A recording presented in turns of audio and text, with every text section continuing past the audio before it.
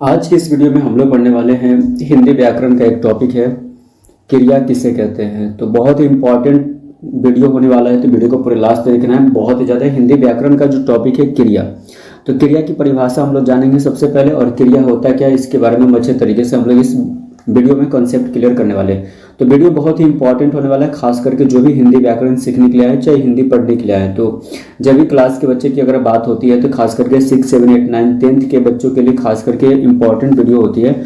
तो इसमें हम लोग क्या करते हैं कि अच्छे तरीके से कॉन्सेप्ट को क्लियर करते हैं और समझते हैं। अगर ये एग्जाम में, अगर आपके बोर्ड के एग्जाम हो चाहे किसी भी एग्जाम में पूछता है अगर इससे रिलेटेड कोई भी क्वेश्चन है तो आप उसको इजी तरीके से बना सकते हैं। चलते हम लोग शुरू करते हैं।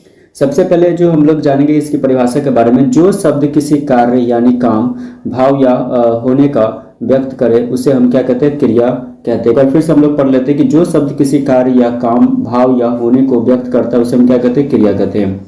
जैसे कि होता है खाना, पीना, सोना, जाना, पढ़ना, लिखना, ये सभी के सभी क्या होते हैं, क्रिया होते हैं। तो क्रिया की अगर हम परिभाषा देखें एक तरीके से, तो क्रिया की जो परिभाषा है, तो यहाँ पे अगर हम ध्यान से देखें, जो शब्द, कोई ऐसा शब्द होगा जिससे कोई काम या कार्य या भाव या होने को व्यक्त करे उसे हम क्या कहेंगे, क्रिया कहेंगे। जैसे कि खाना, ये क्या होता है, क्रिया होता है। यानी हम कुछ काम कर रहे हैं तो कुछ और खाने का काम करते हैं तो वो क्रिया होता है। जैसे एक शब्द है पीना, तो पीना यानी कोई पानी हम पीते हैं तो वहाँ पे पीना जो शब्द है वो क्या होगा, क्रिया हो जाएगा।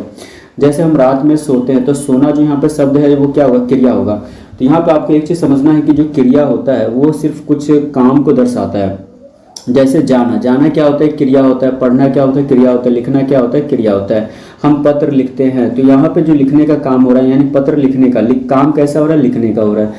हम किताब पढ़ रहे हैं यानी पढ़ने का काम हो रहा है। तो इस सबको हम देखते हुए ये समझ सकते हैं कि जो क्रिया होता है उनमें ये बताया जाता है कि जो शब्द है वो किसको दर्शा रहा है, तो क्रिया को दर्शा रहा है। ठीक है, चलते हम लोग। उसके बाद है क्रिया के प्रकार क्या होते हैं। तो क्रिया के प्रकार के बारे में हम लोग जान लेते हैं। अब क्रिया के प्रकार के बारे में अगर हम लोग पढ़े तो यहाँ पे अगर आपको ध्यान से देखना है कि जो क्रिया के प्रकार होते हैं यानी टाइप्स ऑफ वर्ब, जिसको हम क्रिया को इंग्लिश में बोलते हैं वर्ब, ये चीज़ आपको क्लियर होना चाहिए पहले से ही। जब आप इंग्लिश ग्रामर पढ़ते हैं तो आपको पता होगा वर्ब के बारे में, आपने ऑलरेडी आप पढ़ चुके होंगे, आपको पता होगा वर्ब के बारे में, है ना। जैसे ईट हो गया, है ना, गो हो गया, ये सभी के सभी क्या होते हैं, वर्ब होते हैं। तो यहाँ पे क्रिया के प्रकार होते हैं। सबसे पहले पे आता है सकर्मक क्रिया। सकर्मक क्रिया को हम लोग इंग्लिश में बोलते हैं ट्रांजिटिव वर्ब बोलते हैं। सकर्मक क्रिया को हम क्या बोलते हैं, ट्रांजिटिव वर्ब बोलते हैं। वह क्रिया जिसमें कर्म यानी ऑब्जेक्ट को ही हम लोग क्या बोलते हैं, कर्म बोलते हैं। तो कर्म यानी ऑब्जेक्ट की आवश्यकता होती है। तो यहाँ पे आपको एक चीज समझ में आ रहा होगा कि जो सकर्मक क्रिया होता है वह क्रिया है जिसमें कर्म की आवश्यकता होती है। उदाहरण के हिसाब से हम लोग समझते हैं राम आम खाता है, तो यहाँ पे आम जो होता है वह क्या है, कर्म है। तो यहाँ पे जो है ना अकर्म, यहाँ पे जो सकर्मक क्रिया की बात हो रहा है तो यहाँ पे जो खाना हो जाएगा ये क्या हो जाएगा, सकर्मक क्रिया, क्योंकि इसे किसकी जरूरत पड़ी है, तो इससे पड़ा है ऑब्जेक्ट की यानी कर्म की जरूरत पड़ा है। तो आपको यहाँ पे क्लियर हो गया होगा कि राम आम खाता है, इसमें कोई ना कोई कर्म होना चाहिए तभी जाकर के वो क्रिया सकर्मक क्रिया कहलाएगा। यानी सकर्मक क्रिया वैसी क्रिया होती है जिसमें कर्म की आवश्यकता पड़ती है। तो कर्म इसमें हो गया आम, यानी कोई ना कोई एक ऑब्जेक्ट होना चाहिए। जैसे मैं किताब पढ़ता हूँ तो इसमें जो पढ़ने का काम हो रहा है वो क्या है, किताब हो रहा है। तो किताब क्या हो जाएगा, किताब हो जाएगा, यहाँ पे कर्म हो जाएगा। तो कर्म है अगर किताब, तो इसके हिसाब से हम कह सकते हैं कि इसमें जो पढ़ना है वो क्या है, सकर्मक क्रिया है। जैसे अगर हम यहाँ पे ध्यान से देखें सेकेंड पॉइंट में कि अकर्मक क्रिया क्या होता है। अकर्मक क्रिया को इंग्लिश से बोलते हैं इंट्रांजिटिव वर्ब बोलते हैं। ठीक है, तो अकर्मक क्रिया में क्या होता है कि जैसे हम लोग सकर्मक क्रिया में ये पढ़ रहे थे कि उसमें क्या होता है, कर्म की आवश्यकता होती है। लेकिन जो अकर्मक क्रिया है इसमें क्या होता है कि वह क्रिया जिसमें कर्म की आवश्यकता नहीं होती है उसका उल्टा होता है, विपरीत होता है। उदाहरण के तौर पर अगर हम बात करें, वह सोता है, तो वह सोता है तो इसमें क्या कह रहा है कि वह सोने का काम कर रहा है। तो सोता है मतलब यहाँ पे कोई कर्म नहीं है, कोई ऑब्जेक्ट नहीं है, सिर्फ यहाँ पे ये सेंटेंस में सीधा डायरेक्टली क्या हो रहा है, वर्ब के बारे में बता रहा है कि सोने का काम हो रहा है। तो कौन सो रहा है, तो वह सो रहा है। तो यहाँ पे जो है ना कोई कर्म नहीं है, तो कर्म की आवश्यकता यहाँ नहीं है। इसका मतलब है कि इसमें जो क्रिया इस्तेमाल हुआ या क्रिया का उपयोग हुआ है वो अकर्मक क्रिया है। शायद आप लोगों को यहाँ पे क्लैरिटी हो रहा होगा। थोड़ा सा फिर से हम लोग पीछे जाएंगे, बैक जाएंगे, थोड़ा सा बैक जाएंगे और सकर्मक क्रिया पे एक बार हम लोग फिर से नजर डालेंगे। ठीक है, चलते चलते थोड़ा सा यहाँ पे देख लेते हैं क्या हो रहा है। तो यहाँ पे अगर हम सकर्मक क्रिया पे एक बार फिर से नजर डालें तो यहाँ पे क्या है, सकर्मक क्रिया को हम लोग इंग्लिश में ट्रांजिटिव वर्ब कहते हैं। और हमने पढ़ा है कि वह क्रिया जिसमें कर्म की आवश्यकता होती है जैसे राम आम खाता है तो यहाँ आम खा रहा है, तो आम जो होता है यहाँ पे ऑब्जेक्ट हो गया और आम कर्म हो गया।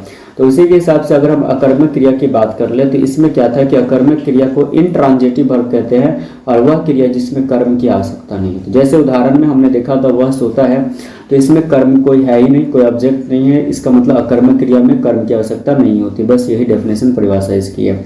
तो आपको दिमाग रखना है जब सकर्मक क्रिया की ये अगर बातें हम कर ले, अगर हम सकर्मक क्रिया की बातें कर ले तो उसमें क्या होता है कि सकर्मक क्रिया में एक तरह से अगर हम देखें तो उसमें क्या होता है, कर्म की आवश्यकता होती है, और अकर्मक क्रिया में कर्म की आवश्यकता नहीं होती है।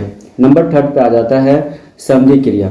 तो संधि क्रिया की बात करें, इसको हम बोलते हैं कॉजेटिव वर्ब, ठीक है। तो कॉजेटिव वर्ब में क्या होता है, संधि क्रिया को हम लोग कैसे समझेंगे, जिसमें किसी को कार्य करने के लिए प्रेरित किया जाए, यानी जिसमें किसी को कार्य करने के लिए प्रेरित किया जाता है उसे हम संधि क्रिया कहते हैं। उदाहरण से समझेंगे, वह खाना खिलाता है, तो यहाँ पे जो है वह खाना खिलाता है, तो कोई पर्सन है जो कि खाना खिला रहा है, तो यहाँ पे क्या होता है कि किसी को काम करने के लिए क्या हो रहा है, प्रेरित किया जा रहा है ना, किसी को खाने के लिए यहाँ प्रेरित किया जा रहा है। तो इसके हिसाब से यहाँ पे जो क्रिया का इस्तेमाल किया गया वो संधि क्रिया होगा, ठीक है। एक बार फिर से हम लोग संधि क्रिया को समझ लेते हैं क्या होता है। नंबर 3 पे है संधि क्रिया। संधि क्रिया को हम लोग बोलते हैं कॉजेटिव वर्ब, जिसमें किसी को कार्य करने के लिए प्रेरित किया जाए। तो जिसमें किसी को कार्य करने के लिए प्रेरित किया जाता है उसे हम संधि क्रिया कहते हैं। उदाहरण के तौर पे वो खाना खिलाता है, तो इसमें खिलाने का काम हो रहा है, मतलब कोई काम को प्रेरित किया जा रहा है, तो ठीक है।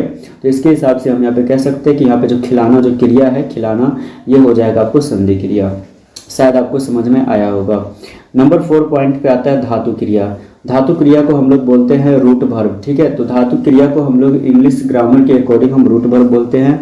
इससे हम कैसे समझेंगे, जो मूल रूप में होती है, जो धातु क्रिया होती है वो किस में होती है, मूल रूप में होती है। उदाहरण के तौर पे जाना, खाना, पीना, ये सभी के सभी मूल रूप है धातु क्रिया के, तो हम इसे कहते हैं धातु क्रिया कहते हैं इसे, ठीक है। ये हमेशा मूल रूप में होती है, जैसे जाना हो गया, खाना हो गया, पीना हो गया। तो आपसे पूछेगा कौन सी क्रिया है, तो आपको बोलना है धातु क्रिया है। जो मूल रूप में होगा, वैसी क्रिया जो मूल रूप में होती है उसे हम धातु क्रिया कहते हैं। क्लियर हो गया।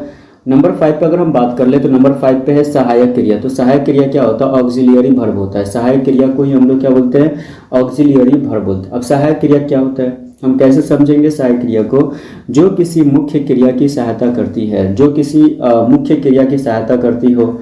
जैसे उदाहरण के तौर पर रहा है, गया है, सकता है। तो इस तरह के कोई भी अगर कोई मतलब क्या होता है कि ये सहायक क्रिया होती है, जो रहा है या गया है या सकता है, तो ये सभी के सभी जो है ना किसी मुख्य क्रिया की जो है ना सहायता करती है। तो इसके हिसाब से हम कह सकते हैं कि ये सहायक क्रिया है या ऑक्सिलरी वर्ब है, ठीक है। क्लियर। चलो नंबर 6 पे अगर हम बात कर ले तो नंबर 6 पे आता है निषेधात्मक क्रिया, जिसको हम लोग बोलते हैं निगेटिव वर्ब भी कहते हैं।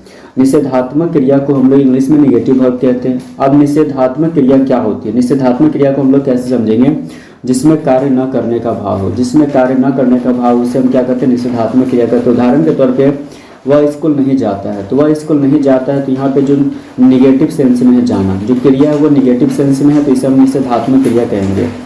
तो इस तरह के वीडियोस देखने के लिए मेरे चैनल पर पहली बार आए हैं तो चैनल को जरूर सब्सक्राइब करें, क्योंकि मेरे चैनल्स पे हिंदी से रिलेटेड वीडियोस आते रहते हैं, जो कि आपके किसी भी हिंदी टॉपिक को, चाहे वो कंपटीशन लेवल का तैयारी करवाया जाता है, या चाहे 11th 12th की हो, चाहे 9th 10th की हो, 8th क्लास की हो, यानी 5 से स्टार्ट लेकर के कंपटीशन तक की हिंदी के रिलेटेड तैयारी करवाई जाती है हमारे चैनल से। बहुत ही हिंदी को लेकर के बहुत ही अच्छे तरीके से, बुरी तरीके से आपका एक एक टॉपिक क्लियर करवाया जाता है।